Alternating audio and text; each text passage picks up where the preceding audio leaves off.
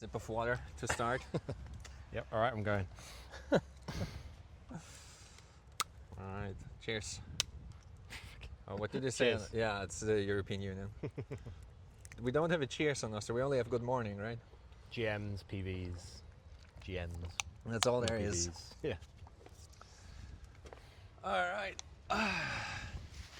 Let's do So- 2 or 3 rings around the rosy and then go out into Into the sun. traffic and sun. All right, let's do it. And let's see what kills us first.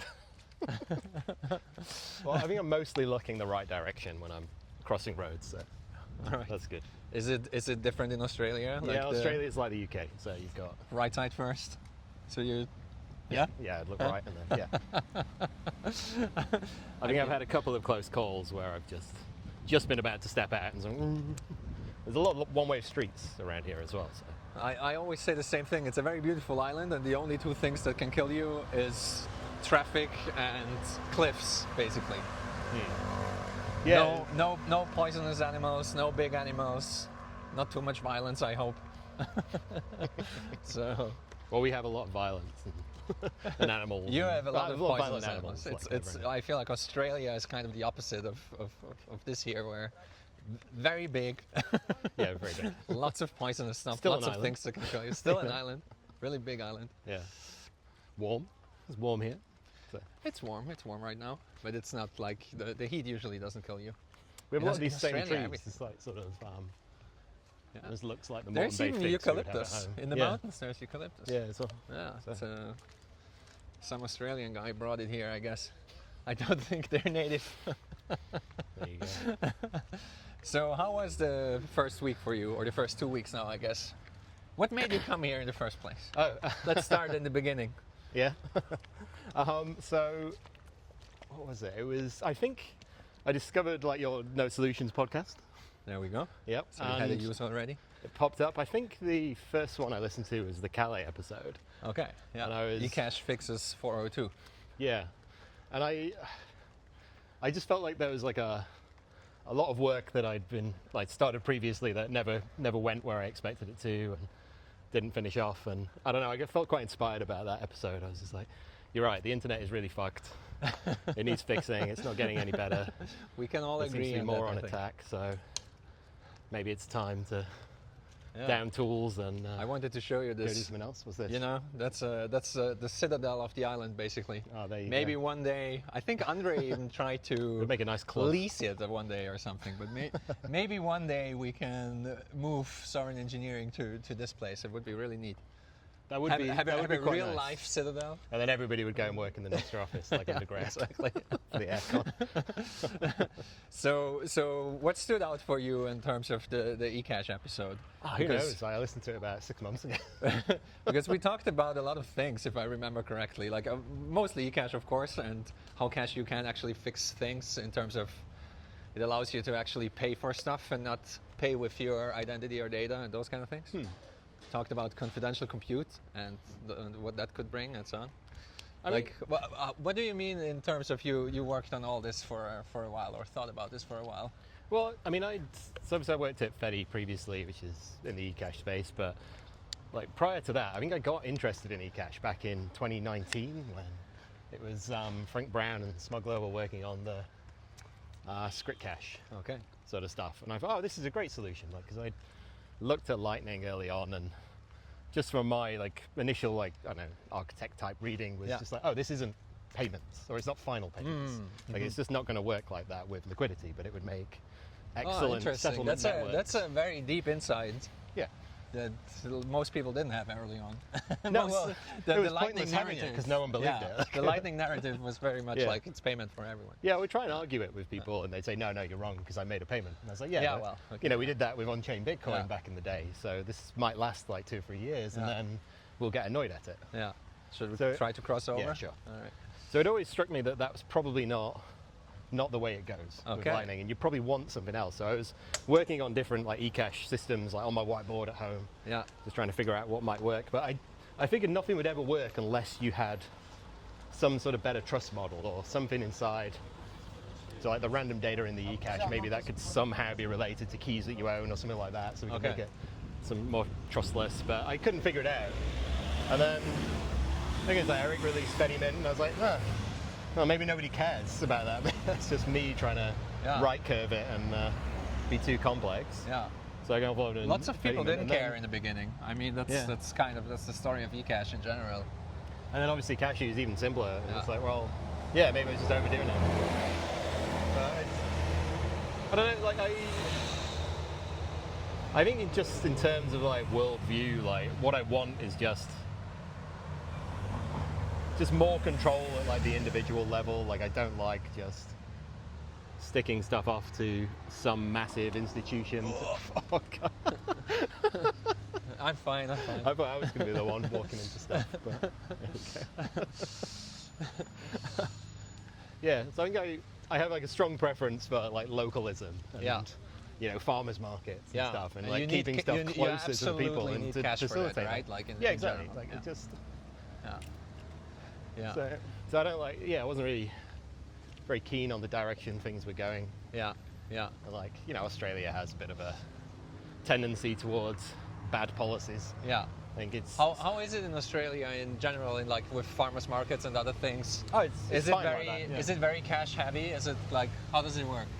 How do things work? To be honest, even farmers markets these days aren't very cash heavy. No, like, it's all square, it's all jack. Okay. Everybody so has square stuff on their phone, and phones. Everybody just tap and pay for everything. But all right. Yeah. Well, I mean, it's not all bad in some sense. No. I don't know. Never mind. In some sense, you know, if people are used to using their phones and so on, it should make it easy to transition to eCash and the things like we are working on, basically. Yeah. It's, you know, like just another app, or in like with Square, there's even the possibility that it will make it into Square in the long run. Well, I mean, so we keep seeing in the announcements. I mean, we have our local bit devs in Perth in a place that has Square terminals. So I look forward to it suddenly turning on. Yeah. I mean, it's very nice here, like just how many places just natively accept Bitcoin wherever you go. That's pretty cool. So you tried BTC Map and some of the places that we have around here? Oh, to be honest, I haven't been looking them up on the map. I've just been, you see the stickers. You see the Bitcoin acceptance signs everywhere, yeah. And then obviously everybody that's been here before already knows that I always go here, this one does this one does. No, that's been nice. All the alumni know all the best places. It's just such a weird experience when you say, oh, I can pay in Bitcoin, and they just go, yeah. There's nothing else. It's very normal, right? Yes. It's very, very normal. That's kind of, I had this long Nostr post a while ago, probably almost a year ago now or something. But I was reflecting on that, how normal it is now for me to pay. Like I pay breakfast, lunch, and dinner basically in Bitcoin. I mean, most of the time I cook myself for dinner, but at least I breakfast, lunch, and coffees and so on. If I'm just out and about, yeah, there are supermarkets now as well. And also, like for example, for us it's super normal. Like we have a handyman, for example, and he accepts Bitcoin because he's from here and everyone accepts Bitcoin, and so it's just, do you accept Bitcoin? Yeah, sure. And he'll just, you know, like there's no resistance basically in some sense. And also the babysitters we have, like we just, Bitcoin for babysitters. It's like, it's very, very normal. And so there was a point where I just, you know, like you do it every day and you just pay for your coffee every day and you pay in Bitcoin all the time. And I was like, oh wow, it's so normal. Like I don't know, it's very weird. You don't even appreciate it anymore. Because it's not too long ago, like to your point, like Lightning, for example, I remember the first Lightning conference in Berlin, like nothing worked. Everyone was like hyper prepared, you know, balanced channels, everything set up, and like at least 50% of payments failed. Like it was so bad. Nice. And now it's just like, it's all Lightning all the time, and it all works. But to your point, you know, like this will also evolve. Like that's we know that Lightning kind of, like what we have now, it won't stay this way for long, I think. Like exactly. I mean, it always comes back to some sort of base chain transaction, so it's going to have a cost. It has complexity built in. Let's do one more here just to stay in the shade. Or no, maybe not, because there's a lawnmower. Well, let's go into the sun. That's okay. I live in Australia. It's okay. I can walk in sun. Yeah, okay. You got that going for you. I used to do triathlons as well in summer, and so you would end up. Nice. You would go and do like a 5-hour bike ride, and then you have to run a half marathon in the sun at lunchtime. No, like you know, as in As an Austrian born and raised and growing up in the mountains, I'm not used to the heat. But very I'm close, not very close Australian. names there. Like Yeah. Australians.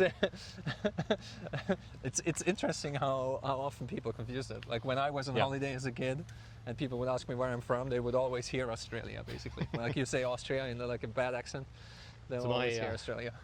My little tip for English people going to France these days is to always tell them you're Australian. Okay. Because obviously, if you're English and you turn up in France, they're just mad at you. Yeah.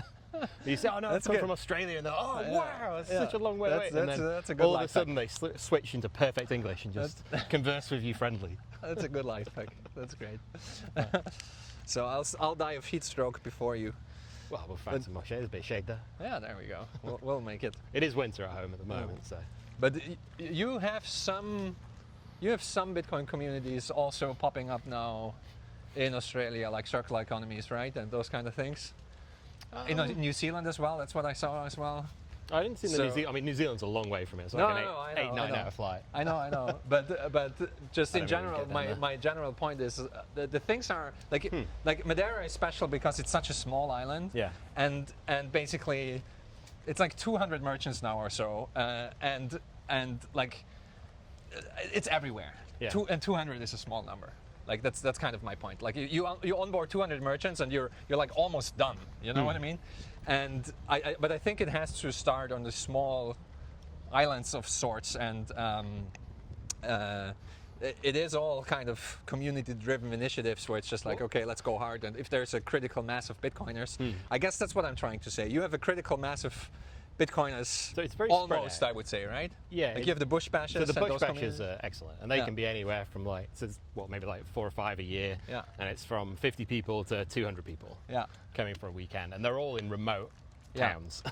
Yeah. So like it's not easy to get to, even if it's in your state. Yeah, Usually. I mean, I told you already that the bush bash was in part inspiration for this because it's basically coming to the island is a natural filter of like you exactly. you are already committed. Like Yeah. there is no You have the built-in proof of work. and yeah, just like you're there's no backing out. Like you made the trip, now you're in for the ride. yeah, we were quite surprised. The recent one, there's like a couple of people over from America at the bush bash, and we're like, fuck, that's Nice. that's a long nice. weekend That's trip. Yeah, that's a long way. That's a long way. How many years of bush bashes are would've you been- guys doing now? I think it's like 5. Like it was. Yeah. It was like the first border opening after the initial COVID lockdowns. Yeah, There nice. was Twitter personalities, Sir William of Rotherham and BTC Yeah. Shelling Point, yeah. not to use their names, but yeah, they decided to get together, and then I think, yeah, Bill put it on Twitter, and then like about 28 people turned up or something like that. Yeah, They nice, just nice. ran like a bit of an unconference thing. So- Yeah, nice. But it's very nice. Like it's such a good weekend, and Nice. Yeah, that's awesome. That's awesome to see. I always, you know,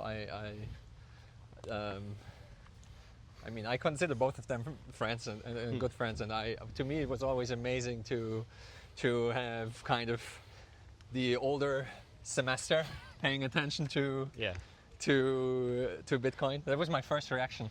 yeah. When I first met BTC Shelling Point was, oh, you're a graybeard. Literally. and I meant it as a compliment. Like it was very cool to see someone who has been around computers for a very long time, really closely paying attention to Bitcoin and getting it Yes. understanding it in a deep way. Because you know, like you need a certain level of cognitive flexibility to destroy your worldview and rebuild it on Bitcoin. At that age as well, right? Like, There's not many people that can manage at a certain age. yeah. No, it doesn't fit in naturally with where Yeah, most people come from. So. yeah. No, it's Just- very hard to simply get Bitcoin just on first contact. And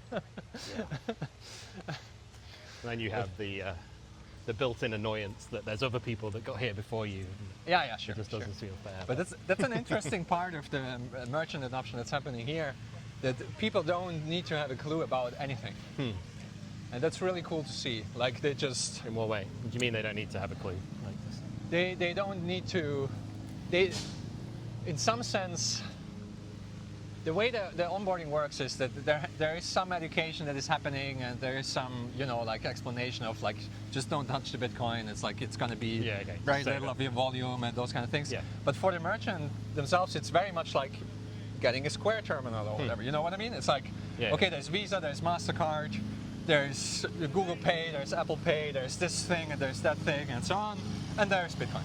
Yeah.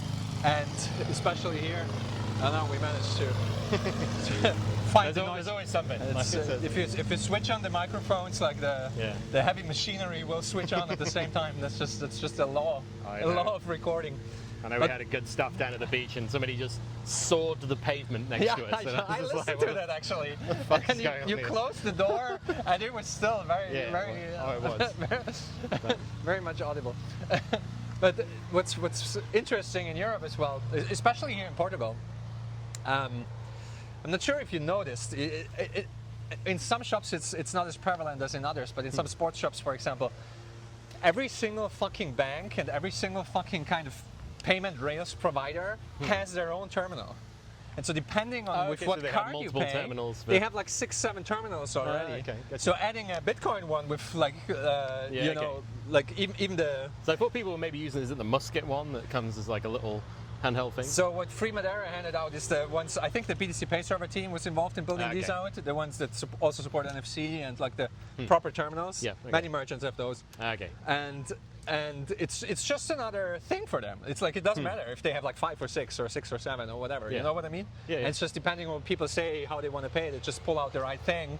And that's what I mean with they don't need to have a clue. They don't need to be full Bitcoin maxis, to accept Bitcoin, and they don't need to, burn down their old self and their worldview just by accepting it. They just accept Bitcoin, and that's it. And then they're happy if it goes up a bit, and it's like less than 1% of their transactions anyway. Yeah. Doesn't matter too much. You've already covered the bills. Yeah. Do they have accounting issues here, or is that not? No, not really. What do we mean accounting? Who does Bitcoin does all the accounting? It's like, it's an accounting system. What do you mean? There's not, it accounts for itself every 10 minutes. Yeah. It's handled like cash. Yeah.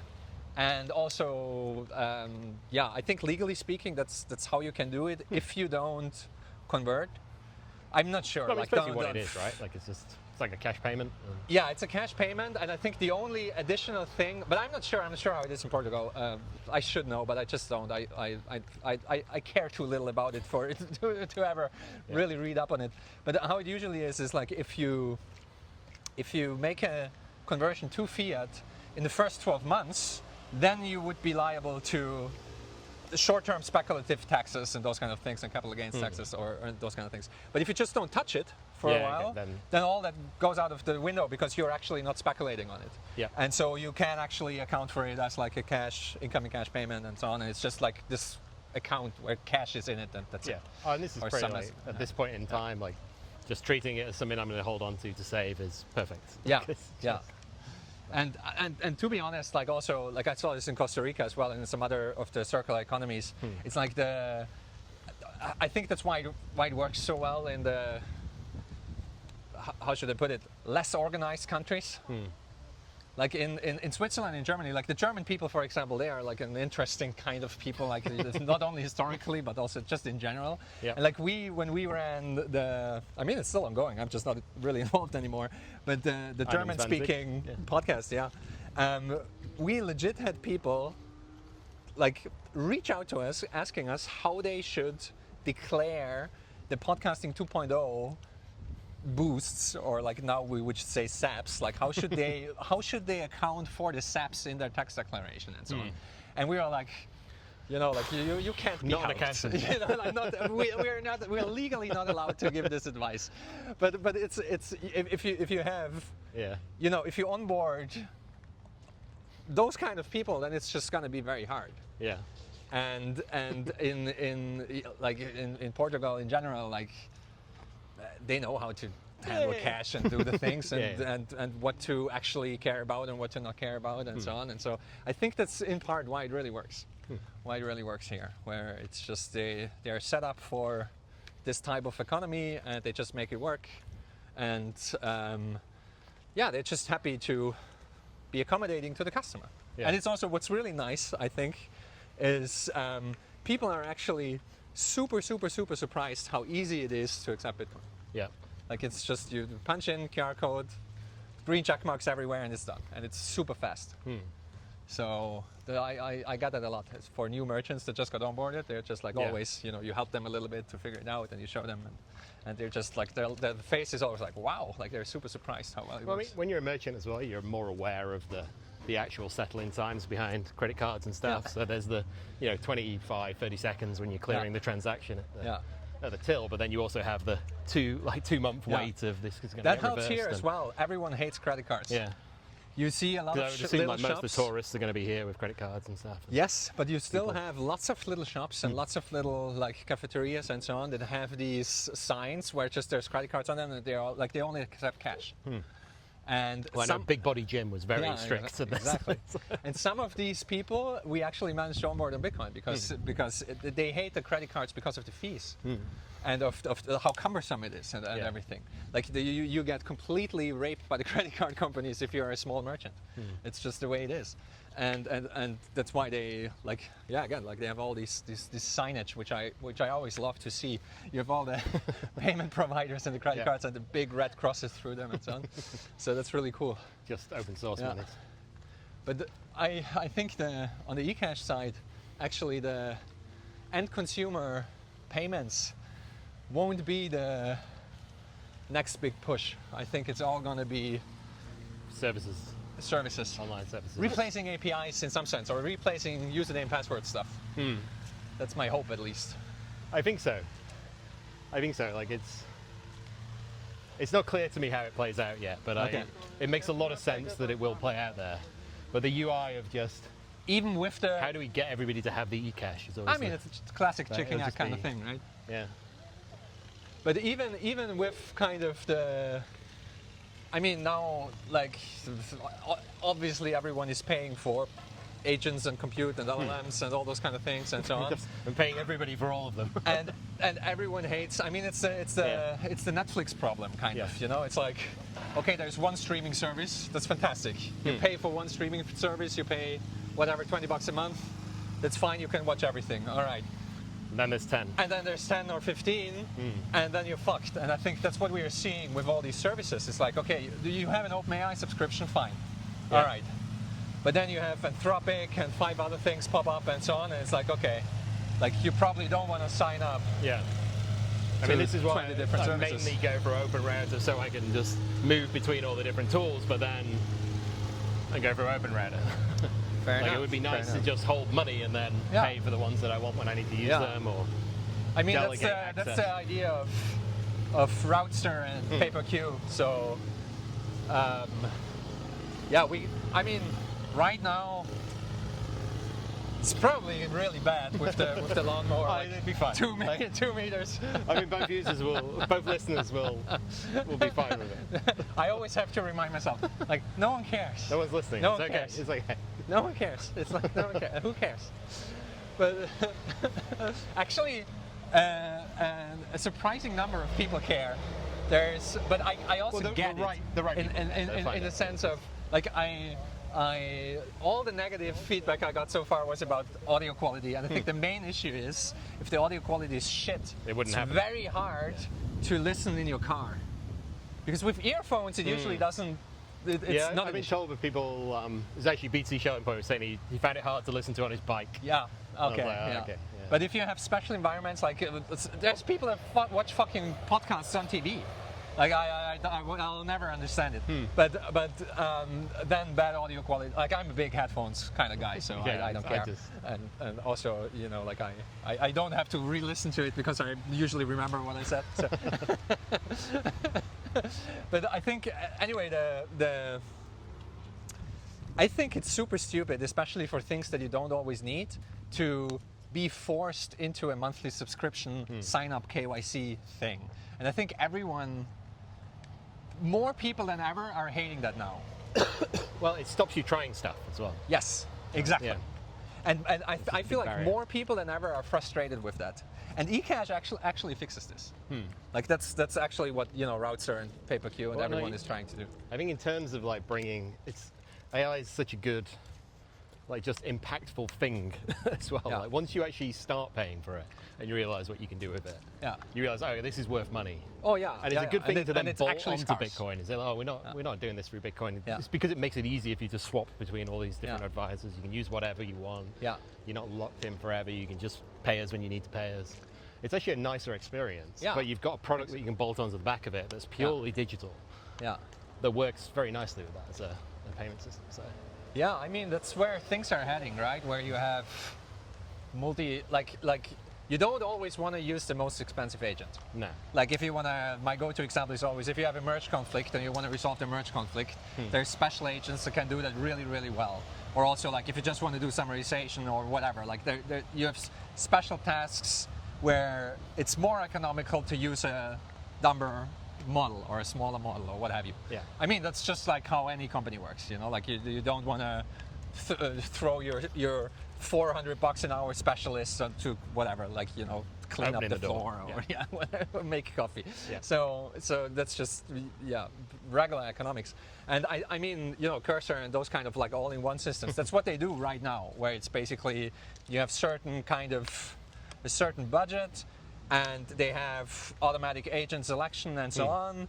And if it selects the most expensive thinking models or whatever, it will actually eat up your budget really quickly. Yeah. And then you have to pay as you go and all those kind of things. Of course, all of that's credit card based. But I haven't kept track of it, but is it still the case? When was it? Was it when 03 came out or something that you had to KYC for using the most powerful models? Is that still the case? I don't think I've ever provided, say, like driving license and Yeah. stuff. There would have been like at least a light KYC from Yeah. credit cards Yeah. and stuff like that. And I don't know if it's then available via. I mean, they have Open they Rails have and like stuff, KYC always just with the Yeah, payments exactly. alone. Yeah. So, Yeah. Yeah, no, but I think just in general, like especially on the Nostr side, what I love about Nostr is that you don't have to do username, password, sign up for a new thing at all. And I think that's so cool. yes, yeah. That's so cool. And it's also not a Well, How you should I also, put it? because you've got your own identity, you log into an app and then stuff's there. stuff's there. And that's kind of that's also the idea of NIP60, NIP61, that just your eCash is there with you as well. And you have like you said before, like it stops you from trying stuff. And the main idea of having like cashew follow you around is that you can actually try stuff. And it's kind of, you know, like it's pocket money. Like you should be fine to just lose it all the time. Like if it's gone, it's gone. Yeah, I just deleted a browser session earlier and I was like, oh shit. That's how it goes. It's just, you know, thank you for your service. You made everyone else's Bitcoin more valuable. Well, okay, it's actually somewhere in the mint. It's actually not really gone. Yeah. You know, like the mint can always rug and recover. Well, running costs. There you go. But I think that's where things are heading in terms of like speaking to the chicken egg problem that you mentioned. Like, how do you give people the eCash that they would need to, you know, like make a permissionless API call, basically, because that's what we're talking about. That's what Cash enables. Cash enables permissionless interaction in the sense because you actually.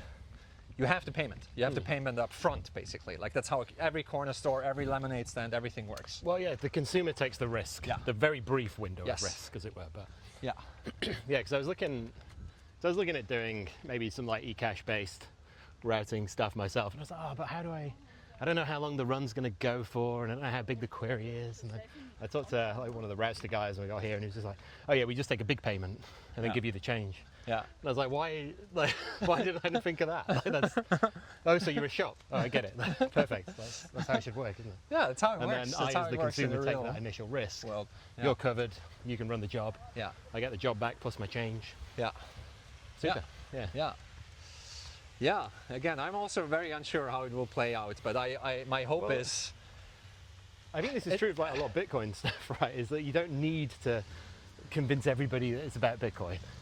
You just convince them that they should do this thing that they can do now, and Bitcoin comes along for the ride, or Nostr comes along for the ride, or eCash comes along for the ride. We don't have to like just sell everything on an ideological basis. Oh, absolutely, absolutely. Just I build think useful stuff. It's the better solution, and it's also what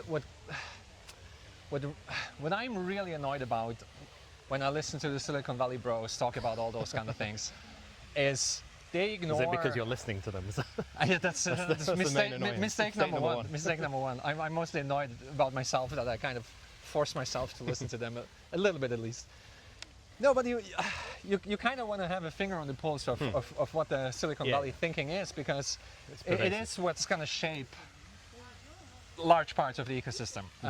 And what I think is interesting is like they don't even realize that many of the problems the Bitcoiners have identified are actual problems. And for example, like building out a service that you charge other people for and so on, in their world, it's very easy. You just set up Stripe. Yeah.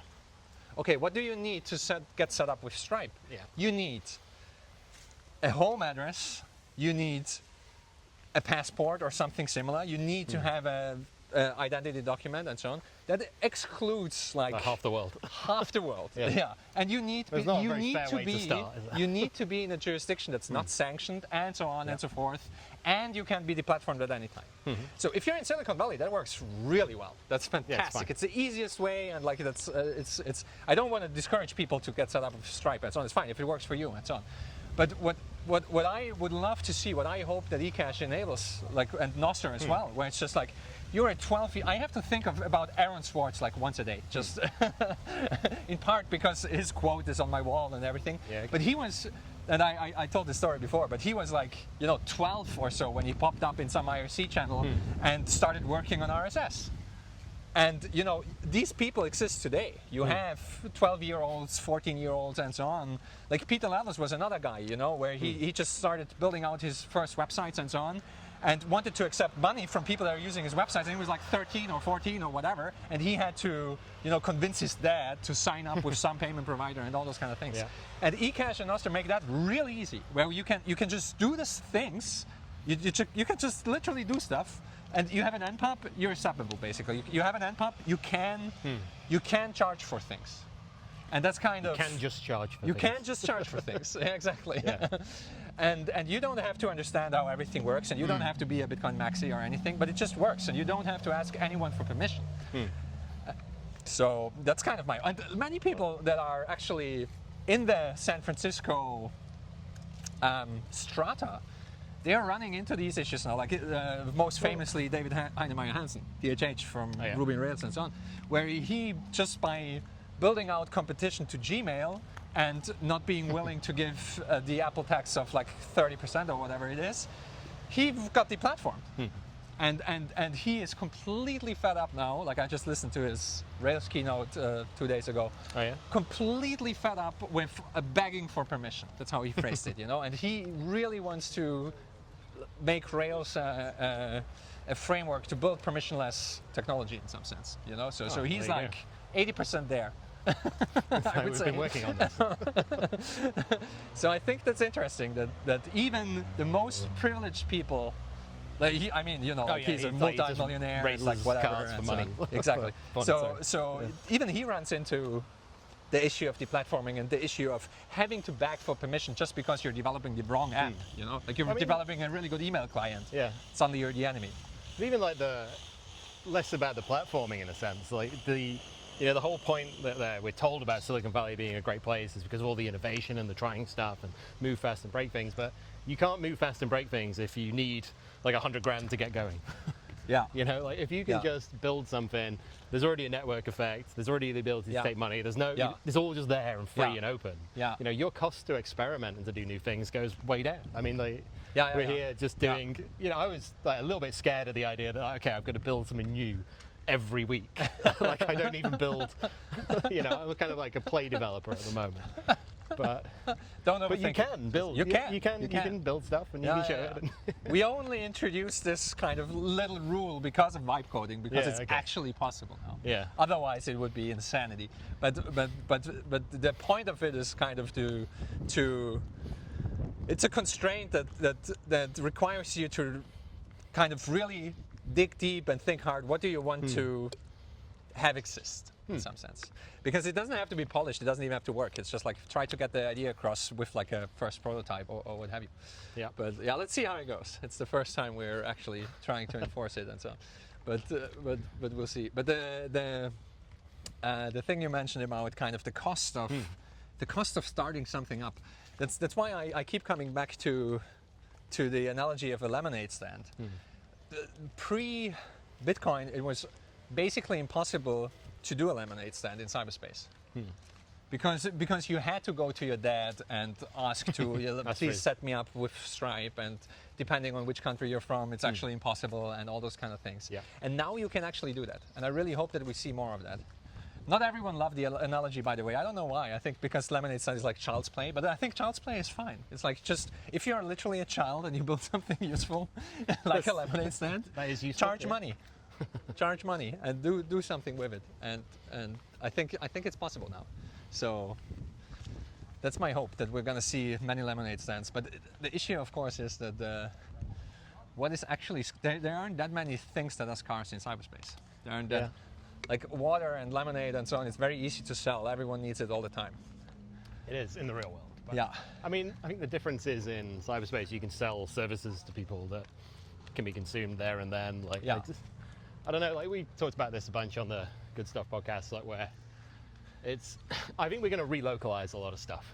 Yeah. Like there's like almost all the software that people consume around the world comes out of like one small part of America, and that just seems quite strange. Yeah. Because those people at best can only build stuff for a very generic use case that they understand, and it doesn't reflect most places around the world. Yeah. So if you take all the intelligence that they've got, or any abilities and methodologies, coding systems, all this stuff, and just make that freely available to anybody, I don't know why I would ever buy it from them. Yeah, sure. I mean, I think we see that already now with people in part moving away from AWS. Again, like DHH talked about this, for example. They moved their whole cloud infrastructure to their own bare metal. And in part, again, like one part is the permissionless part. You actually don't have to beg for permission to run your own software. Yep. The other part is it's actually more cost effective. Yeah. If you know what you're doing and if you can set it up and so on, it's in the long run it's cheaper to run your own. And I think on the Bitcoin side, for example, it's kind of similar. Yeah. There's many people that run nodes and have home servers and all those kind of things. Yep. And in terms of lemonade standing, that what you can actually do very easily now. I mean, we don't have all this built out yet and so on, and it's gonna take still a while and blah blah blah. But at least in theory, it's very easy now to charge for your access compute, to charge for your access storage. Lots of shit coins were created for these kind of use cases, and eCash makes it very easy now. Very easy, where you just kind of you can rent your access compute for inference, or your hard disk storage for storage, those kind of things. Yeah. So yeah, my hope is that we'll see more of that. We kind of see the first inklings with paid relays and also paid Blossom servers, those kind of things. And I think it will be, if we want to switch to, like you said, everyone agrees the internet is fucked. If we want to unfuck the internet, people will have to pay for it. Which I don't means know if that anybody other will people ever agree the internet is fucked, unfortunately. But say that again? I don't know if that's going to be like a widely held normal belief That the internet is fucked? I mean, I agree with you, but how so? I don't think most people Don't think you it think is. that the current zeitgeist is at least that, I don't know, polarization is at an all-time high and TikTok is not necessarily good for society? True, or but I don't think people see that as the internet is fucked. Okay. There is like, I think, maybe there's like slight nuance, but like people hate social media right now. Yeah. You know, yeah, like, you mentioned it. you It's a know, cool an hour is thing good, now but to hate it's- social media. Yeah. Which makes me love it even more now that we hate it. But it's, I mean, I think social media was like highly effective at some point in the past of like actually connecting people peer to peer. I think most of that aspect of social media has been taken away, unfortunately, except in Nostr, where everything seems to be more peer to peer. Yeah. But I could imagine that people would get into thinking the internet is fucked because they hate social media more than they would do about the internet being fucked or being willing to pay for it. Okay, yeah, fair enough. I mean, I'm so isolated and far down in my bubble. I have no idea what regular people think about the internet. I think for most people, the regular internet is probably, in Europe at least, is like WhatsApp, and that's probably it. Instagram maybe. And I would look at that and feel like it's just a a massive missed opportunity for what we could have had. Yeah, sure. I do wonder. Yeah, no, I mean, that's still why I have such high hopes for Nostr, because Nostr to me represents what the internet could have been.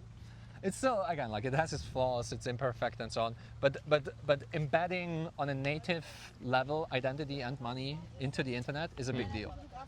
It's a really big deal, and not only internet and money, but like cryptographic identity and cryptography at the base layer. Like everything is signed. Like there is, like that alone removes the middleman, basically. Yeah, it allows you to own stuff as opposed to ask for it. Yeah, and yeah, I mean, I don't know. I have a very hard time, kind of. I don't know. I'm just always blown away by how regular people, like I sometimes when I'm, I don't know, at a plane or at a, like whatever public place where you have the ability to look into other people's phones, I sometimes look and I'm always amazed how people kind of use their phones and what they do on their phones and so on. And it's just like it doesn't. I know I'm an outlier. I'm well aware. Where's your Blossom server? So what's going on here? I watched an old lady on the last flight I was on for like 45 minutes or so. I watched her rearrange her apps on the various home screens she had. Not only that, she also went in all the settings and cleared all the temporary files and caches and so on. That was interesting. And she was really just really going for a border. She just wanted to clean up. Really cleaning up her phone. And I think she had like, it was like a Samsung whatever stock thing. And I think she had like 4 or so apps installed in addition to that. So it was really like you know, there was nothing to clean. You know what I mean? So that was interesting. But no, I mean for most, it's the big apps that everyone knows. That's what I usually see. It's Facebook, Instagram, TikTok, WhatsApp, those kind of things. I think that's it. I think this is probably by what I'm thinking when they say, I'm not sure people would say it's fucked, is that they're quite happy. They have these big networks. So they don't stop them at the moment, although I don't know. I mean, we've got this new bill that's supposed to be coming in at the end of the year in Australia to just stop you using like almost anything. It was social media, but then it was also YouTube, and then it was news, and who knows. I mean, really, that's what I meant with kind of the zeitgeist, right? Like in the UK, they had the child protection law that forced everyone to basically scan their passport to watch YouTube videos. I mean. So I expect there'll be a big pushback. I mean, I know, you know, I'll jokingly just say to the kids, well, the government doesn't want you to watch YouTube anymore, so obviously can't look at any videos today. You know, you're going to set them up properly early. Let them know who they should hate.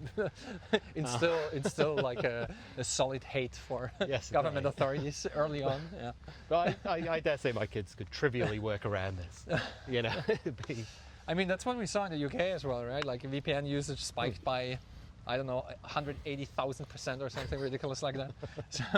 Well, exactly. There's always a pushback, but I don't know quite exactly what they're going to do, what that will look like when it comes in, and what the pushback will be. But I imagine there'll be a lot more people that do care about the internet and maybe do see it as fucked. But I mean, we see it already now. Like coming back to the. So maybe I'm wrong. eCash. Like, why would someone use eCash as opposed to an open router subscription and so on? I mean, we see it already. Like in the current cohort, there's like a good handful of people that are very principled about their AI use. And again, they do it out of principle. So it's kind of, I'm not going to hand any of my identifying information to Anthropic or OpenAI or what have you and so on. And I think with early Bitcoin use, we saw the same, where it's just like, on principle, people refusing to use credit cards or other payment systems and so on, and like even going as far of killing off all their bank accounts, killing off all their, you know, fiat holdings and access to fiat and so on. Like being very, very hardcore about it, just out of ideological reasons. And I think the other side that we always see is you have no other choice. You're forced to use Bitcoin. You're forced to use a VPN, for example. You know, also like if you're in a country where the government restricts internet access, you're forced to use a VPN. And I think this will just continue from both of these sides, where I don't know, like we see it in the app stores as well, right? Where some people will be forced to sideload apps or use something like App Store or similar to use a permissionless app store. Yeah. And yeah, that's kind of... Well, and like asking for permission is not a good pattern, right? Like when it comes to UI stuff. So if we can build the version where you don't have to ask for permission, they will just be better. Yeah. So I may have to just rescind my earlier point that maybe everybody does realize the internet is fucked. I think it's more that they're about to realize the internet is really fucked because the hammer's coming down even harder. Let me also rephrase my argument slightly. 10 years ago, no one talked about these issues. Yes, I feel like. No one. Like it was everything was, it wasn't part of the public discourse that there is an issue with big platforms, with app stores, with governments restricting access to the internet and so on. Like 10, 15 years ago, it was not an issue. Now I feel like it's everywhere in almost every country. It's the flavor of it might be different. Like again, in the US, for example, there was lots of payment-related stuff. Like lots of companies deplatformed by credit card companies and so on. Like in the gaming world, for example, there was like many of the things came out of the gaming world. For example, Fortnite refusing to pay Apple the 30% tax. You know, that was a big deal and a big lawsuit and so on. Then Valve apparently being forced by the credit card companies to kill off all the like adult quote-unquote content in Steam in their gaming platform and so on. And this was all payment-driven. Like in the US, it seems to be like the censorship is payment-driven, a lot of it. And in other countries, it's, you know, under like protect the kids, like in the UK and so on. And just, I don't know, I feel like maybe it is because so much of the speech moved to online and online platforms. And it can be restricted more easily, or it's more obvious. Like it's both harder and easier in some ways, right? Yeah. But maybe that's it. But I feel like over the last 10, 15 years, it changed a lot, and it's more of part of the public conversation in some sense. Yeah. That all these internet things. But who knows? Again, like I'm so deep in my my bubble is so well curated. It's like well, exactly. It's one of those areas where I'm probably the worst person to talk about this. I know I think it's fucked, and clearly, like you would as well. Yeah. It was not immediately obvious to me that everybody else would be feeling that. Yeah. But there has been like a big shift. Which I think is good, but we should fix it, right? So, here we are, right? YOLO mode, fixing the internet. trying to fix parts of the internet. It's a big task. It's a big task, but it's also like I want to reflect for a minute or two about a similar thing, like I mentioned before, like just paying in Bitcoin all the time here, and how normal it is, and it just works, and you don't ever have to think about it. You don't marvel at the fact that it works, basically, you know. Yeah. And like we've come really far. Like for me, paying in Bitcoin every day, and like people are still shitting on Lightning and other things that Bitcoin doesn't work and so on. If Bitcoin wouldn't work, I would literally starve. So it really, really works. Yeah. And the same can be said about Nostr. Nostr has its flaws and so on, and all those kind of things. But the fact that we were able, in a relatively short amount of time, build a complete Twitter replacement, basically, that actually works. Yeah. That many people, like dozens of people. Dozens of us. Should we cross down into the heat zone? Yeah. Let's try. Because I have enough of these like pesky little lawnmowers up there. Let's walk into traffic. That will make it better. There you go. No, but I've been in Nostr only for 2.5 years now or so, something like that. And I don't need to use anything else. Again, I like my filter bubble, you know. It's just I don't want to go out into the wild and actually read the news or, you know, talk to normies or what have you. But the fact that it works is amazing, and it really works. It really works. We haven't replaced YouTube yet. We haven't replaced whatever Netflix and other things yet, and so on. And not all of those things are broken. Yeah. But we managed to replace Twitter for a couple dozen of people at least. Like I would say for maybe even a couple maybe hundred like people. 100,000 maybe. I don't know. But I mean, there's whole swaths of Nostr that you don't know about. Well, exactly, yeah. Japanese like Nostr, for yeah, example. exactly, yeah. Yeah, every now and again you look on the world feed and you're like, there's shit tons of Japanese people here.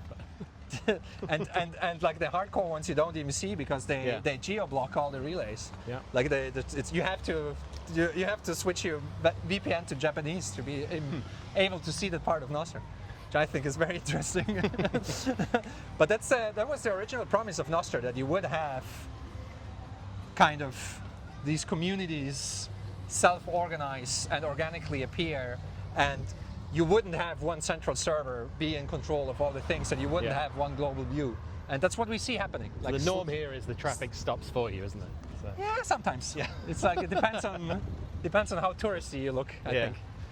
Well, I'm walking around with this Austrian guy, so yeah, that's the problem. so that's they clearly I kind of look like a terrorist, so they better stop. There you go. But yeah, no, I think my point is just like we are often too close to all this stuff and just purely critical. Like the engineering mind is just mostly critical, right, of things. Like you know what is still broken and how the thing can fall down and so on. But it's amazing what we were able to build just in a, like Nostr is like 3 short years basically. And there's like no funding. There's like sort of like no funding compared to like any of the other stuff that's going on and all these different compared to big other Silicon things, there's Valley very little funding. But talk to me about that a little bit. Like you come from the business/finance world a little bit, like you know a lot about it. Why am I so bad at it? You know more about it than most people. So how do you, in terms of, let's talk about funding maybe. Like how do you think this could be solved in the long term? Because I think right now it is an issue. And I say that as someone who is, like close to the funding question. I don't think funding's the problem, because I think it implies the wrong thing. Okay, tell me which more. Is weird because I just said funding, right? I brought it up. But I think it's great that it's grown to what it has without so much central funding. But so when I say that is, I think we just need to bootstrap stuff. Like I actually don't think that. Yeah, like it's. I think what we need is lots of useful services that just happen to use Nostr and happen to use Bitcoin, and they're just. But that would imply that you charge people. You charge people. Yeah. But that also that's why implies it has to be useful. That also, okay, fair enough. And we live in a world where a lot of stuff is free. That's the issue. To me, it seems like it needs to. Maybe should we walk down here? Maybe it might be. I don't know. I didn't know you could go down this. Can. Maybe we'll not be in traffic at all times. Feet in the ocean. It's paradoxical because now we're following the only traffic there is, but it should be. It should work out in the long run. You see people going around on their little stand-up paddle boards around here. It looks nice. Yeah, it's very nice. Now let's walk all the way to the fort maybe. Let's see if we can do it. And then I probably will be like very much death by heat stroke kind of situation. But we'll see. We'll see. Well, we're gonna make it. So I kind of think this is the like the benefit of AI really, is that a lot of the cost of developing these new solutions, these new systems and things, and finding like useful things that you could do is going to go right down. Yeah. And so then the question is, why would anybody pay for something? Well, because you're solving a pain point for somebody. Yeah. So half the problem we have with the generation of software is that people just build stuff because they really like software. And the people that really like software, they're the only people that could build software. Yeah. So all of a sudden, you've got a whole stack of people that could never do this before, can now come into this area and build, a shit version of something that somebody else can fix. Yeah.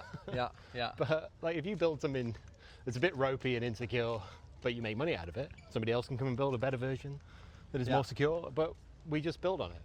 So I think all that comes back down to just the cost of that experimentation needs to be really low.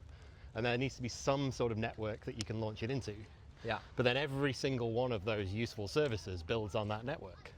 And so Nostr, AI, eCash, Bitcoin, they all just come together in that system. They're like, well, we just need to keep putting useful information and useful services out on this platform.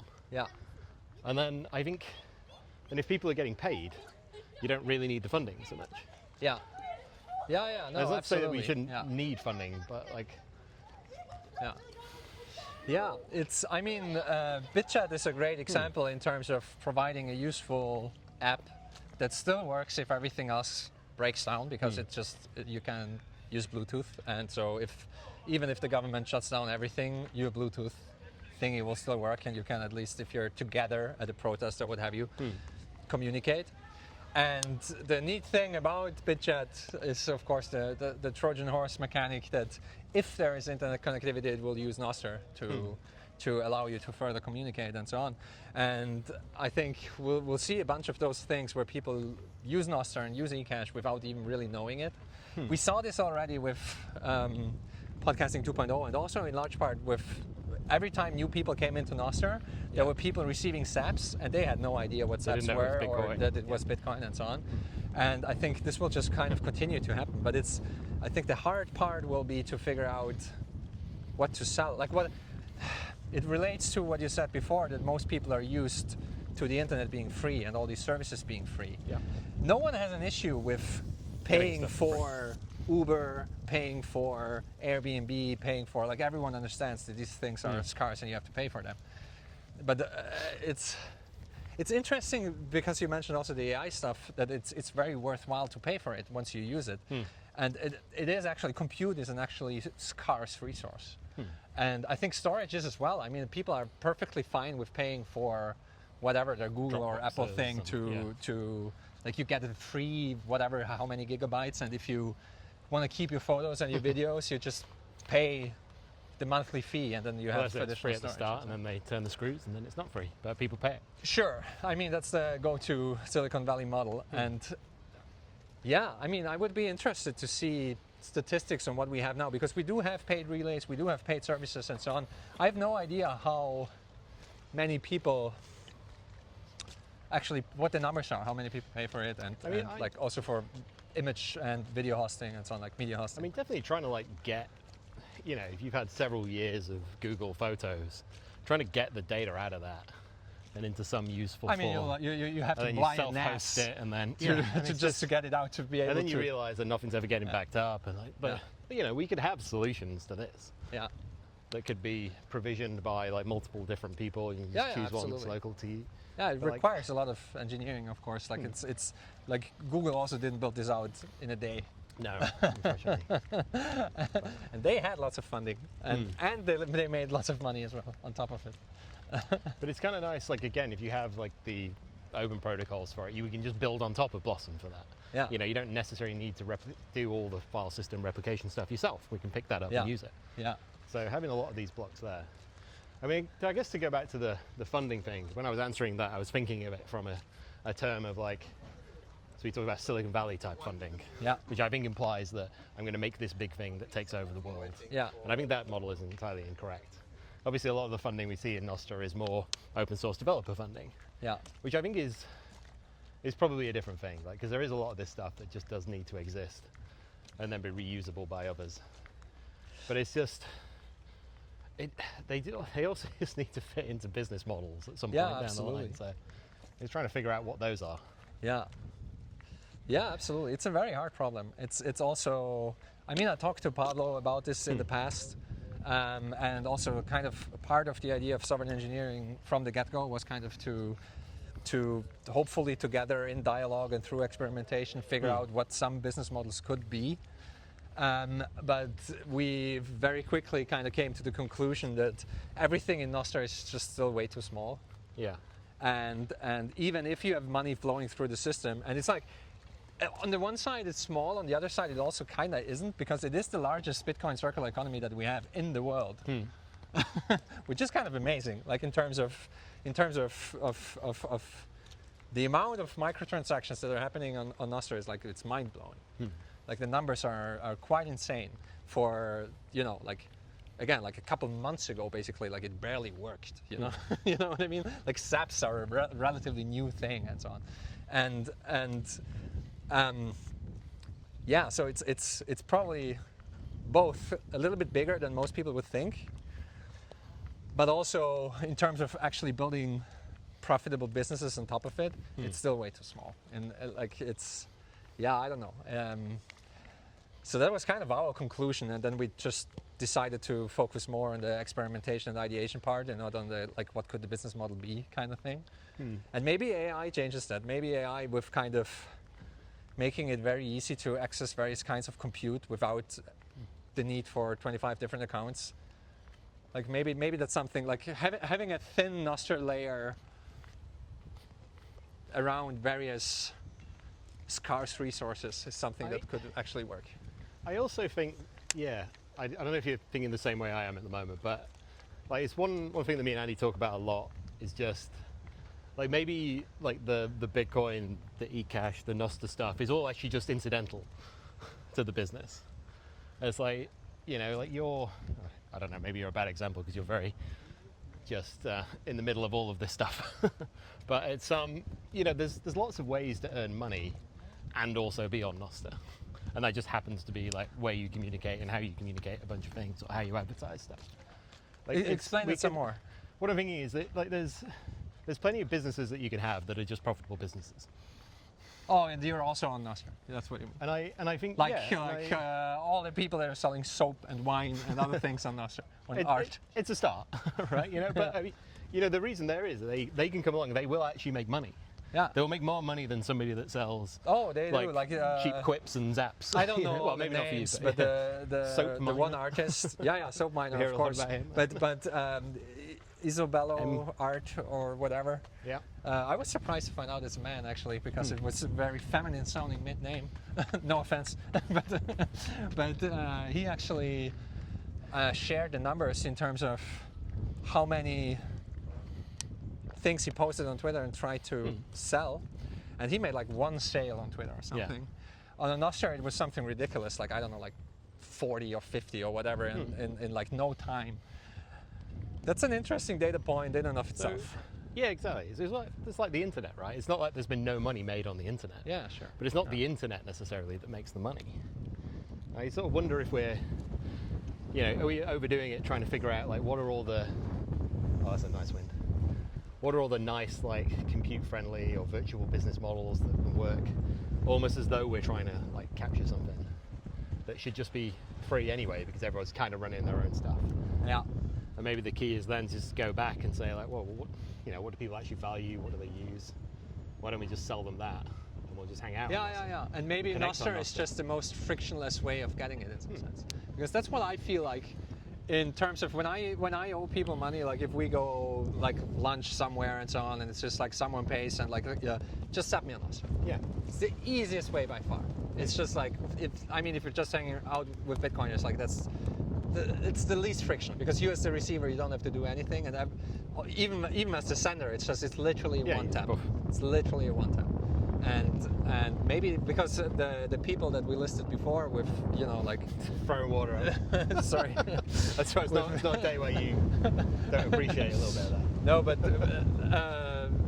soap miner, leather mint, there's all those people that sell, again, peony lane wines and so on. And they're selling regular high quality products to other Bitcoiners, and they wanna sell to Bitcoiners. They wanna sell exclusively for Bitcoin, and Nostr is the easiest way to do it. And as far as I know, most people actually just kind of do DMs and SAPs and stuff. It's just like, because it's a trust relationship anyway. You know, like you're not gonna get scammed probably. It's like it's in no one's best interest to get scammed here. Yeah, exactly. Yeah, there's a different sort of trust layer that's built up because you have these common interests and you've been effectively hanging around as internet friends for years by that point. Yeah. So, but I mean the other thing that we should be looking at is just, I spent quite a lot of time working on this with Stackwork, but there's a lot of businesses that make money and are highly inefficient, don't work very well. And AI can automate an awful lot of tasks. Yeah. And I think we should be looking very carefully at like, okay, well, how do we start buying businesses that exist, that are profitable, and then just stripping cost out? And I think this could just be a great way of like having like little Bitcoin businesses that aren't Bitcoin businesses. They're just businesses that happen to provide services in the real world. They'll accept Bitcoin because they happen to be run by Bitcoiners. And do you think it will be Bitcoiners that help kind of make these I think this is businesses coming either way. I think Bitcoiners should get involved, would be my view. And would you just kind of, in terms of What's your vision for that? Like the savings that you're able to make just buy Bitcoin with that and turn those things into small. Yeah, I mean this is like the whole premise of what we talk about on other stuff, right? We have this value capture curve of just like what happens is somebody comes along, you buy an AI, you buy a company, you take out all the costs of that company, you create a massive amount of competition. The competition comes in, it eats all your margin because there was nothing that was defensible there. It's just straight automation work. So then the cost of the whole thing goes down and you're kind of stuck. So you have, effectively, you don't really have like a long-term business model, but you have an excellent arbitrage of probably about 5 years' time, where you could own these businesses, take out a lot of cost, provide a good service, and then just bank the money into Bitcoin. Yeah. But then you still have the business at the end of it. Like nominally it hasn't done as well, but it's paid off because of the Bitcoin component. Is this already happening in some businesses that you're aware of, or is it pure theory for now? No, it's starting. There's like a couple, but it's not widespread and it's not done at scale yet. Yeah. I know there's people that are very interested in doing it at scale, but then I think start not at scale. Yeah. It's a great time to start. Yeah. And then the question is like, do you start by starting the business from scratch, or do you start by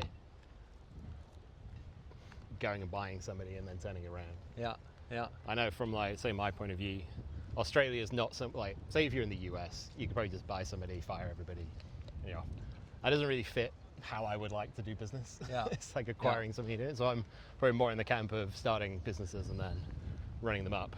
Yeah. At the moment, I'm mainly working on the tooling to do this myself. Yeah. But. Yeah, I heard you talk about that a little bit in the sense of kind of, what can actually be, what management stuff, what document manipulation things that the business does can be replaced by agents and can be replaced by LLMs and so on. What's your thinking on that? Are we, because I don't know, that doesn't work. Connect? Like just like no, we'll have to swim. We'll have to swim. But I'm still a little bit skeptical of those ideas in the sense of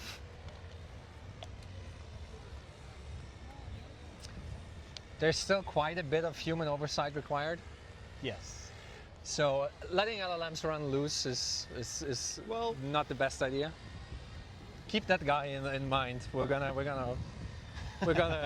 He's just drilling. Just having a little drill. From lawnmowers to, it's almost like a mini jackhammer or something. Similar thing, right? Someone's going to drill the floor. Yeah. Who will drill the floors? That's what they say. Look at this nice day. It would be a shame if there wouldn't be any construction noises. Yeah. So, well, I think it depends on what you're doing, right? But my guess would be that the main thing you're using these agents for would be coding work. Which is already happening fairly a lot. I mean, it's happening. Yeah. But also, it's a pretty complex task. Yeah. You can't just take like a standard person out of high school and sit them in a chair and say like, all right, you just code this for me. Yeah. And so it's quite incredible. I think the reason that it's so accelerated there is just that everybody that has the capability to understand, I think, how impactful these things are often works in that space. Yeah. And a lot of coding people are generally quite happy to simplify their own jobs. Yeah. And so it fits quite nicely. They're in the business of automation. Yeah. In some sense. And so I think it gets applied there, but I think that's not the simplest place to apply it. But the more you see it being useful there, the more you think like, okay, there's a lot of jobs that are a lot simpler than this. Yeah. That have got much simpler training where, even jobs where you don't even need to really apply too much intelligence. It's just like fuzzy pattern matching between systems. Yeah. Like most SaaS systems that have been developed where it's just a form on a database. Yeah. And then the person sitting in the chair is just there to be like a little fuzzy matching system to put the form in and move it through a process. Like I think there's a lot of stuff there. It's just finding either the business for sale or the market.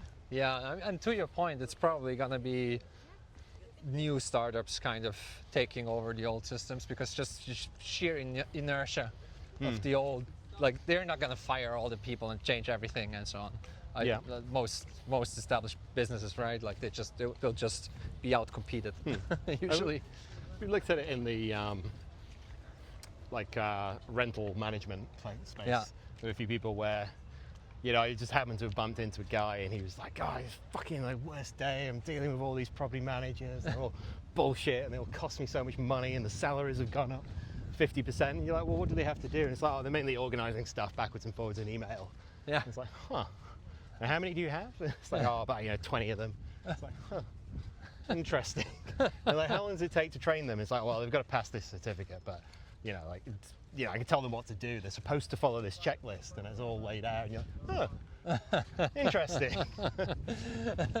And Yeah, there's probably like 2,000 of these domains. there's all sorts of these businesses that you realize, like, hang on a minute, there's a lot of just manual processing. Yeah. It's like, well, what would you do if nobody had to do all of this manual processing and chasing stuff up and entering forms and tracking stuff down and following up? And it's like, oh, you know what I would do?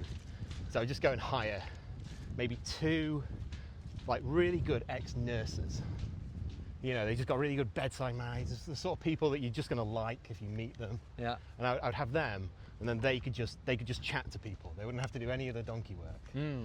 But we just offload it all, and you're like, yeah, you know what? This would be a much better letting agent to get a house from. Yeah. All of a sudden. Yeah, interesting. And so I think there's a lot of people-heavy businesses that you could look at. And then I don't know, like, the question to me then is like, well, is that anything to do with Nostr or Bitcoin? It's like, well, I mean, I would just accept it, so it could be. But yeah, I mean, I haven't made up my mind yet with all the LLM stuff. I'm still skeptical. I use it a bunch. I've used it a lot ever since the last cohort, basically. Again, like, I started coding again properly because I actually don't have to code anymore. I can vibe code, and it's way more enjoyable. And it also, like, what I discovered is, like, the hard part is, or at least that's true for me, the hard part is kind of figuring out what to build. In the same sense of, like, the hard part for what you have described will be to figuring out what kind of businesses actually match this profile. yes, yeah. And then also, like, how do you make this transition right and all those kind of things. And again, like, do you start from scratch as a startup or take something else over and so on?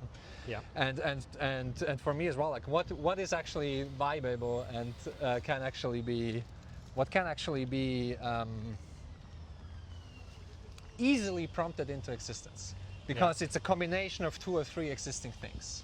And all of these existing things are open source projects, and I can just point my agents on them, and it's like, okay, take this part from here and take the other part from here and mash the other thing up, and then it just works. Yeah. And the reason why I'm still skeptical in some sense of, like, I don't know, like, to me it seems, I don't know, like, I'm of 2 minds.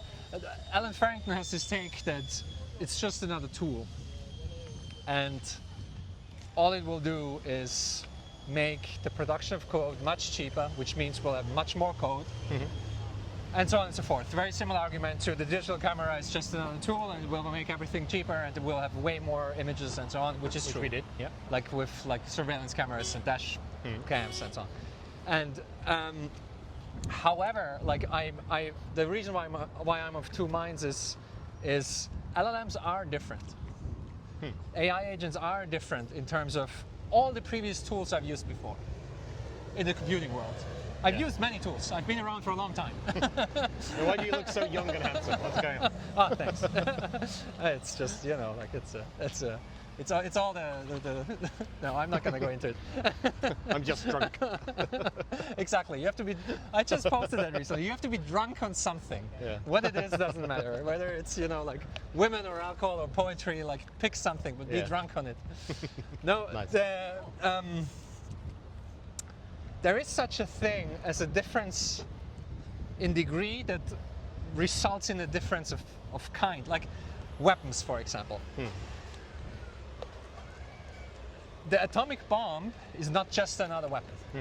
It is a different thing, even though it can be described as a weapon, but it's not a weapon just like a gun is a weapon. It's not an upgrade of the gun or an upgrade of a regular, like, bundle of TNT. Yeah, it's a very different It actually has the capacity to end the world as we know it, which makes it has its own category almost. And that's how I see LLMs in some sense, where where if the promise of LLMs is fulfilled, or like not even LLMs, let's say AI, okay?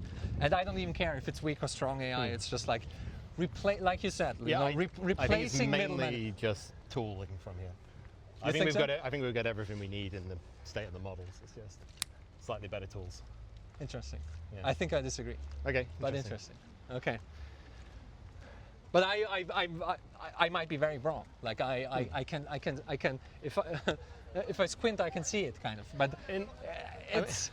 Do you want to finish your category thing and then we'll? Yeah, because I'll try to. I'm not even able.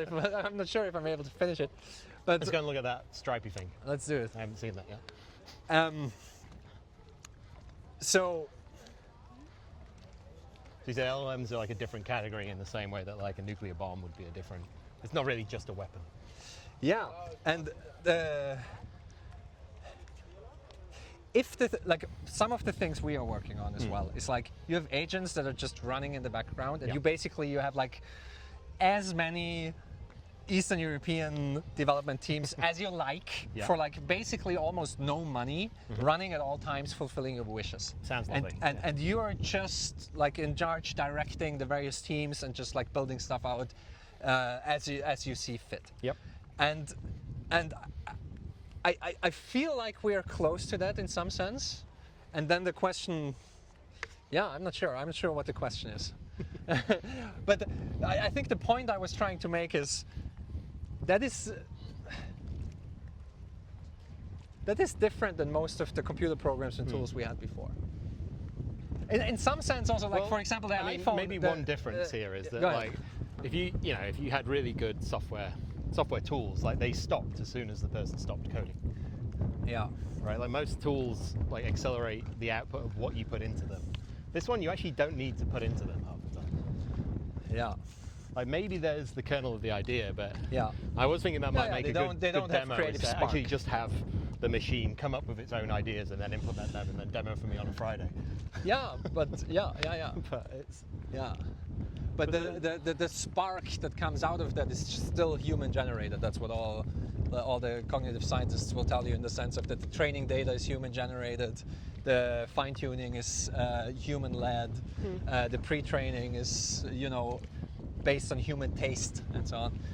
So we haven't seen LLMs yet come up with something new from scratch. But it's also, like you could make the same. I don't think humans do that. I was just about to say that you can make the same argument about humans. I think we everything's a remix. And remix. Yeah, exactly. That's why I don't like copyright. Like it's just it just doesn't exist. Yeah. It's not useful. Yeah. But no, everything's a remix. So my point on not needing bigger LLMs necessarily is not to say that we're not going to get better models and that won't be helpful. So much as just I think they already cross like a few barriers now that mean that we can build a lot of what we need. And I think it's the tooling that makes it better. So like yesterday we did the hand coding of those coding agents with Justin as a workshop, and that was quite cool to actually like literally build it. I was like, okay, that's pretty much how I had intuited that they were working. But when you build it, you understand it a bit better. Yeah. And you think, really all you're doing is narrowing the scope of the question that you ask these things, interpreting their answer on their behalf in a systemized manner, and then all of a sudden your LLM goes from something you can talk to about code to something that can write code on your behalf. Yeah. And then iterate and get better and use all the tools that you could use already. Yeah. I mean, what the and that was like the introduction of like one like little for loop. What the things are clearly missing is long-term memory, true personhood, true agency. I mean, we call them agents, but they still lack agency in that sense. And I mean, that's why a regular intern is still better at many things. You mean because they'll look for problems to solve?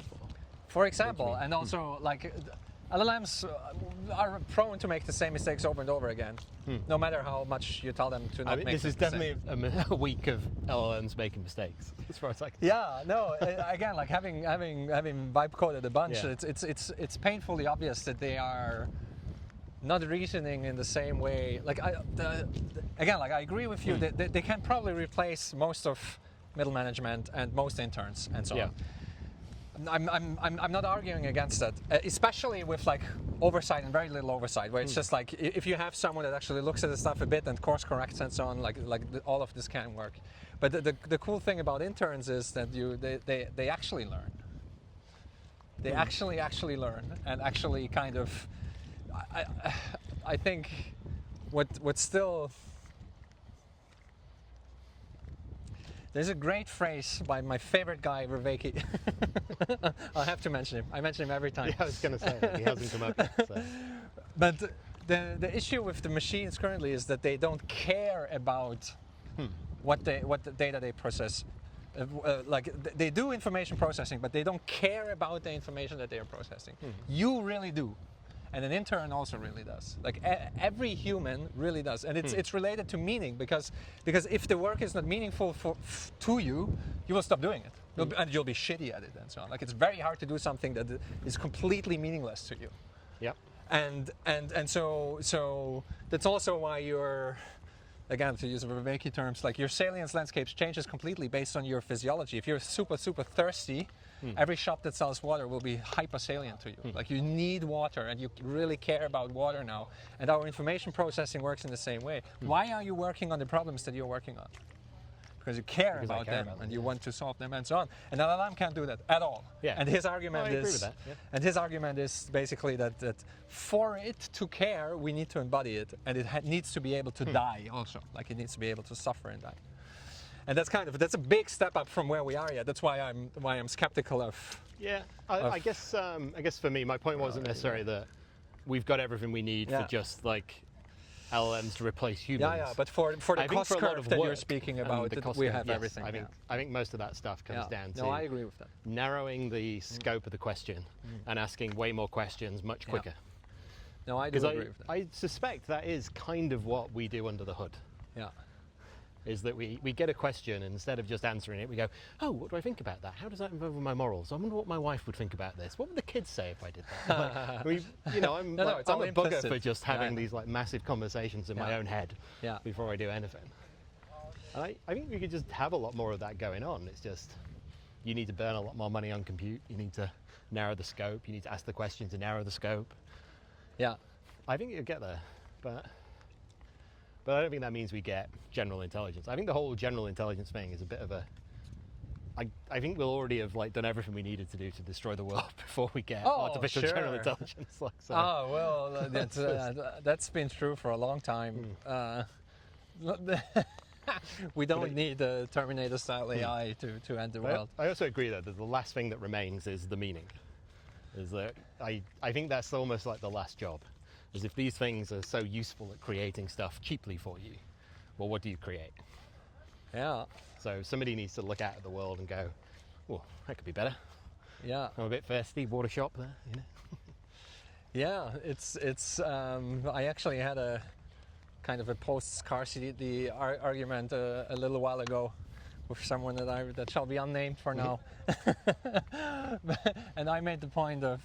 I don't agree with a full post-scarcity world exactly for that reason. Like it's let's say you live in a Star Trek universe and you have endless energy and replicators, which is basically what the Silicon Valley software people will tell you about AI. You can build anything super cheaply, like you can build all the things basically. Yeah. So post-scarcity in terms of code generation and so on. And I think that's bullshit because you will still have to figure out what to replicate, for example, and it will take time, and it will also take it will take time and attention. Basically. I mean, how many of us are sat in a room at the moment just watching Claude code? Yeah, sure. Yeah, and that's why they need Wingman. You know? And it's similar to like video in this day and age is free. Like you can watch many lifetimes of YouTube videos. So the problem becomes like what to watch because time is still limited and your attention is limited. Like even if you would live forever, you still kind of would have to prioritize in some way. It's like even if we would solve death, you know, like again, like to go to the radical life extension camp, you would still have to economize in terms of your time and attention. So I don't buy the post-scarcity thing like one bit. I think it's just hard to imagine like what it is you'll care about if all of your current needs are taken care of. But history would tell us that we always seem to find something. Like, I mean, That's interesting, isn't it? Like if you go back a couple hundred years, yeah, this would look insane. what we are doing right now, all our needs are taken care of. If you ask those people, and we will tell them that's absolutely not true. And what's also fascinating is like we are, as Western society at least, the most miserable we have ever been, spiritually, psychologically. It's interesting, right? Like you remove the need to, I don't know, go out and hunt for food, and people just, you know, like again. Well, you know, people do Are miserable. endurance sports and stuff. But I think there's a desire for struggle in a way. Yeah, you I have think we need it. Yeah. But So maybe that's how AI will destroy the world. maybe it doesn't need to. Maybe We we'll be fine. remove all the struggle. Would you say you're generally an optimist? Yeah. Yeah. Well, I mean, it's why would you not be? Like, it seems like that's you can choose either one, right? So you can be optimistic and happy about where we're going. It's the Or you can be meme, like really the meme like with the two people in It's the like- in the train. Yeah, exactly. So which one do you want to be? Like, one guy's having fun all the time, and the other one's always miserable. But can you trick Like- yourself into being that guy? To being an optimist? Yeah, of course. You think so? You just say, I'm an optimist. You just have this when people would say, like, You how think you feeling today? you think it works this way? It's like if somebody, I think it literally does. Just Like, when somebody stop says, how do you being- feel today? You go, oh, fantastic. Stop being depressed and just be awesome instead. That's, Well, I mean, you said that. Like, that's an old How I Met Your Mother quote, if anyone still remembers this show. It's like stop I'm being aware of sick it. I didn't know that's where it was from. and stop being sick and just be awesome instead. That's how you get better very quickly. There you go. Yeah, I don't know. I mean, I think there's lots of reasons to be pessimistic. There's definitely a lot of stuff that needs to be solved. But also, I we would, have better tools to solve it than we have ever had before. I would say I'm an optimist too, but it's still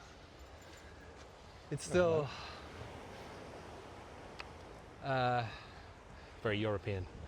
yeah, nice view, isn't it? Yeah. No, it's. I think it will be volatile Yes.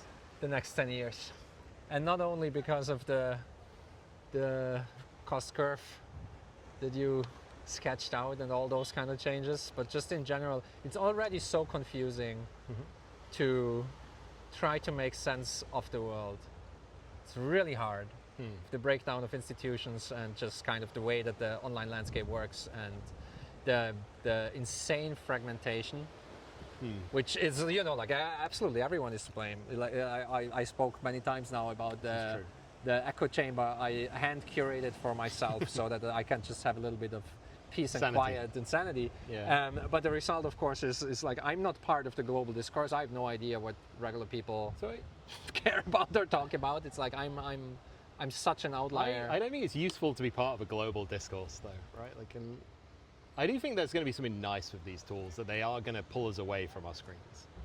You know, like the more I use these things, the more I look for ways to get away from the computer. Yeah. Even though what I'm doing is building software. Yeah, I mean the Silicon Valley people, they do all of they forbid their kids to use any technology basically. Well, because they know what they've done to Yeah. poison it. But we don't have So- to use poison technology. We can just build our own.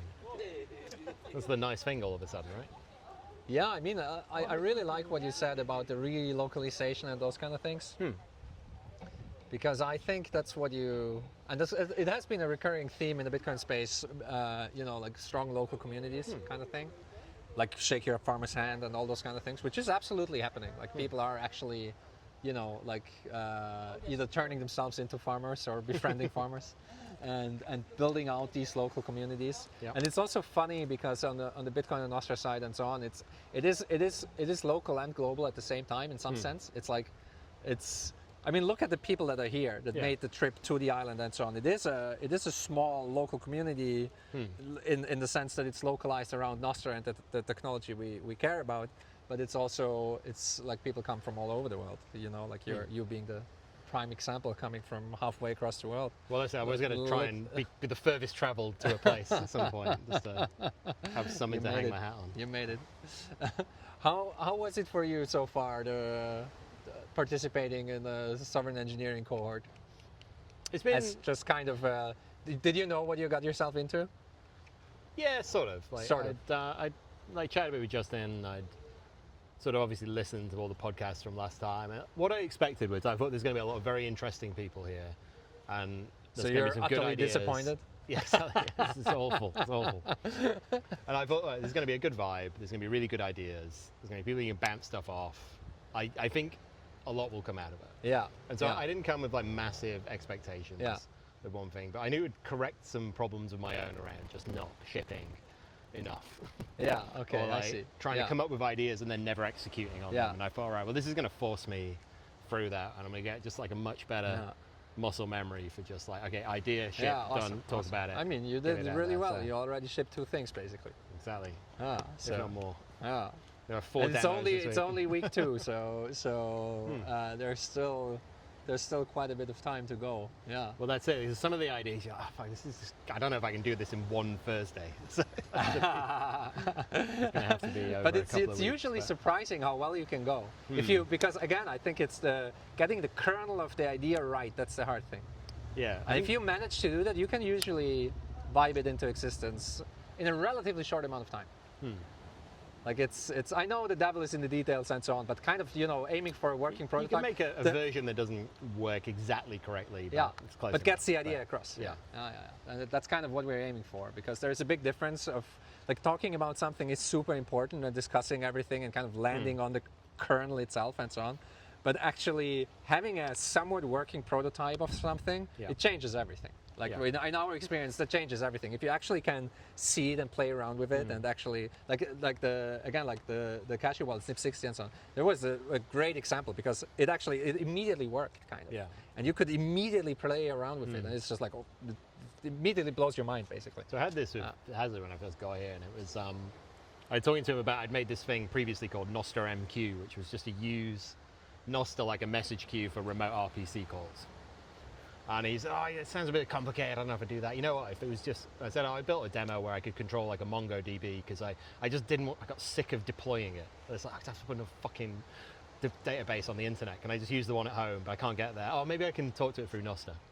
He went, I'd use something like that for settings or something, but maybe if it was a lot simpler, it was just a key value store in Redis or something. And it was like 2 days later, I had it built. Yeah, fantastic. And it was like, I could see me using this. Yeah. So, Yeah, that's how it starts. But that's how it starts. And that was just me. Like, I had a very complex idea, and it became a little bit more left curve. Yeah, that's good. And That's good. And therefore now it's there and it works and it's quite deployable. But I think we could bring all sorts of infrastructure like that. And Yeah. It just means that you don't have to put everything on Nostr at that point. It's like, Yeah, well, sure. what if you can Yeah, bring I your think own also stuff? there was kind of a misguided approach in the beginning. That's kind of like once there was a brief period of time where people were uploading images and videos through relays, like base 64 encoded in actual notes and so on. Yeah. And it's just like, oh, come on, what are we doing now? That's This is not going to scale very well. that's not a very smart idea. But we're figuring all it out as we go along, and again, like who knows what it's good for and what will come of it. I'm not as married to Nostr as I am to Bitcoin.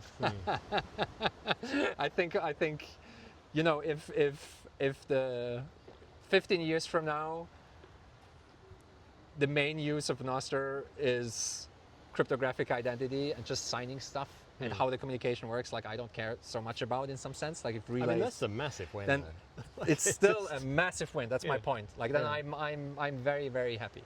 Like that's that would be fantastic. And as of now, I feel like enough smart people with the right motives are involved that I don't see Nostr going away, and I like especially also the related things that popped up. Like I don't see Cashew going away.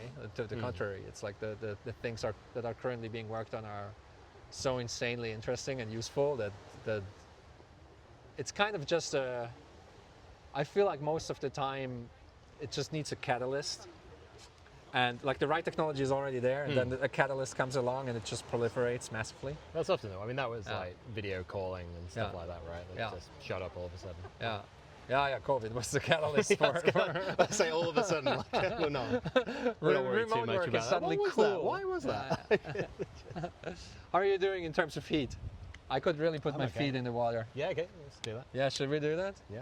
And I'm very close to heat stroke, so I probably don't have too many interesting things to You're say always saying anymore.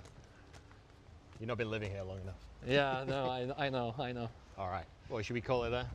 Yeah, unless you have anything else to, I don't know. I don't know. It's still going. That's good. I was very Were you nervous. worried? This wouldn't be Okay, working. no, don't be that. Don't be worried. We have backups of backups, Backups and of everything. backups today. So, yeah, no, I'm just very glad to have you, and I'm very glad that, you know, to me, the No Solutions experiment is already a great success because, you know, it already spawned other projects, and that's always a good indication that something was not a complete waste of time. So No, we didn't mention that. So this was obviously the whole point Yeah. of good stuff came after listening to Yeah. your first yeah. No Solutions. And thinking, like, your this is how you get it done. production quality is like immediately like 10x, 'Cause I sit down. 10x as good as ours. Yeah. But you have like animations and like, what do you use to create these little animations of? Oh, so You're you sitting, generate like a sprite map or whatever from, we usually just do it with ChatGPT, and then we've got like a little Canva that just tells you where to put it on the image. You Right. export that with a clean view. and- So lots of Like- post-processing involved. That's what I'm Not hearing. at all, not at all. So that Because- happens once. I mean, usually it's just me and Andy talking, so it's already been done. Okay. And then we just run a program that has that live, and then when we talk, I have that as the background on OBS. All right. And so we stream, like, so we basically like just live record it with that as the video. I see. Okay. So this you is- don't there will stitch be- things together. Yeah, so there will be post-processing today, because Okay. Yeah, you don't you're have that, you're a new that's, sprite and we'll we're see. walking around, and I didn't have a computer. If so, everything works, you can just right-click save this from Ideally. from my Blossom server yeah. Okay, well, let's do that. without me having to touch anything. So that's going to be the dream. Yeah. So it's the first time the whole pipeline will be in full force. Well, let's see. Let's see how it works. But yeah, usually I do that. I hit a script and say select that one, bang, and it makes the video, makes the MP3s, makes the show notes, and everything for me, and then I just need to upload them all. Nice. Yeah. But I still upload like a caveman at the moment. But You I need you to- have a show note prompt? Yes. All right. I have So I one have too all now. my old examples of stuff. and I have wasn't one it? too now. Let's see how well it works. Yeah. It's probably I'll gonna say, shit who the are bed these terribly. people? Like, what the fuck are they talking about? But I hope you enjoyed this. I really enjoyed this. Yeah, no, it was very good. It was a nice walk. How was it for you walking around? It was good. Like, it's not too different. bad, right? It's different doing the walk It is than different, yeah. sitting down. But No, but I think we did well. Only a couple lawnmowers, a couple trucks. a couple of lawnmowers, some drilling. Yeah. We missed the drill, guys, so that was good. We're fine. Now let's jump into the water maybe or something. All Feet right. at least. All right. Let's leave it at that. All right.